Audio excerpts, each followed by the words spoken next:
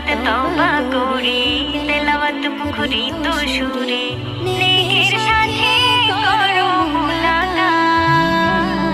ভিজা চোখের পাতা তওবা করো আল্লাহর কাছে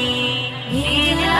চোখের পাতা তওবা করো আল্লাহর কাছে